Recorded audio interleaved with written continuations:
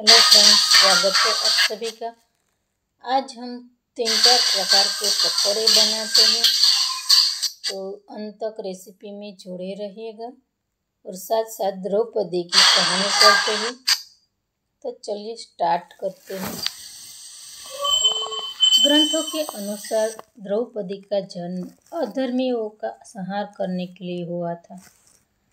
द्रौपदी के जन्म की कहानी उसकी पूर्व जन्म से जुड़ी है। द्रौपदी पूर्व जन्म में मुक्तल ऋषि की पत्नी मुक्तदनी थी। उनके पति के अधर्म आयु में मृत्यु के उपरांत उन्होंने पति पाने के कामना से महादेव की तपस्या की। महादेव ने उसे तपस्या के फलस्वरूप इच्छानुसार वरदान मांगने को कहा, तो द्रौपदी ने 5 गुणों वाला पति की कामना की। पहला, जो धर्मराज हो, जिसमें असीम बल हो, हर स्थिति को भली भांति परख कर कार्य करे और दृढ़ निश्चय वाला, राजनीति में उत्तम और रंग रूप से परिपूर्ण हो। शिव जी ने कहा, देवी, इतने गुण किसी एक पुरुष में होना असंभव है, परंतु तुम्हें तुम्हारी इच्छानुसार वर प्राप्त हो जाएंगे। और तथास्तु कहकर अंतर्ध्यान हो गई। महादेव का ये वरदान द्वापर युग के अंत में महाभारत काल में सिद्ध हुआ। महाभारत के अनुसार जब गुरु द्रोण अपने मित्र द्रुपद के पास उनके वचन का स्मरण करवाने पहुंचे, तब उन्हें भरी सभा में अपमानित करके उन्हें निकाल दिया। इसके पश्चात गुरु वंश के राजकुमारों की शिक्षा दीक्षा करने के लगे।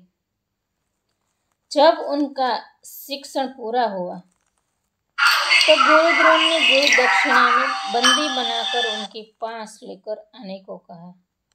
अपने गुरु के आदेश के अनुसार पांडवों ने द्रुपद को युद्ध में परास्त करके उन्हें बंदी बना लिया, जिसके पश्चात गुरु द्रोण ने राजा द्रुपद का आधा राज्य रखकर उसे आधा राज्य लौटा दिया और कहा कि तुमने अपनी मित्रता और वचन का जरा भी मान नहीं रखा, परंतु मैं तुम्हें आधा राज्य लौटाता हूँ, क्योंकि मित्रता सिर्फ बराबरी वालों में ही होती है। द्रुपद ने इस बात का बदला लेने का विचार ठान लिया। एक बार वो घूमते घूमते कल्याणी नगरी की बस्ती में जा पहुंचे। वहां उनकी भेंट याज तथा उपयाज नामक महान कर्मकांडी ब्राह्मणों से हुई। राजा द्रुपद ने उनकी सेवा करके उन्हें प्रसन्न किया और गुरु द्रोणाचार्य के वध का उपाय पूछा। ब्राह्मणों ने उपाय बताया कि आप एक विशाल यज्ञ करके अग्निदेव को प्रसन्न कीजिए और उनसे एक महान बलशाली पुत्र का वरदान मांगिए, जिससे आप अपने अपमान का बदला ले सके। राजा द्रुपद ने इन ब्राह्मणों से एक यज्ञ कराया। उनके यज्ञ से प्रसन्न होकर अग्निदेव ने उन्हें एक ऐसा पुत्र दिया जो संपूर्ण आयु और कवच कुंडल से युक्त था। इसके बाद इस यज्ञ से एक कन्या उत्पन्न हुई, जिसकी आंखें खिले कमल जैसी थी तथा उसका रंग सांवला था। उसके उत्पन्न होते ही एक आकाशवाणी हुई कि इस बालिका का जन्म अधर्मियों के विनाश का कारण बनेगा। इस कन्या को लोग युगों युगों तक द्रौपदी के नाम से जानेंगे।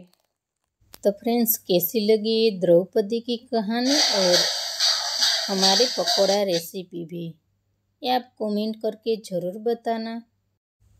और वीडियो पसंद आया हो तो लाइक, शेयर और सब्सक्राइब कीजिए और बेल आइकन को प्रेस कीजिए ताकि और नई रेसिपी के साथ और नई कहानी के साथ मिलते रहें। तो यहाँ हमारे काठियावाड़ में कढ़ी सऊ नहीं होती, इमली की चटनी ही कंपलसरी होती है। तो ये वीडियो भी आपको मेरी चैनल पे मिल जाएगा। तो इमली की चटनी और दही की चटनी के साथ पकौड़ा हमने तैयार कर लिया है और झाड़ीदार पकौड़ा बनके रेडी है। Thank you for watching.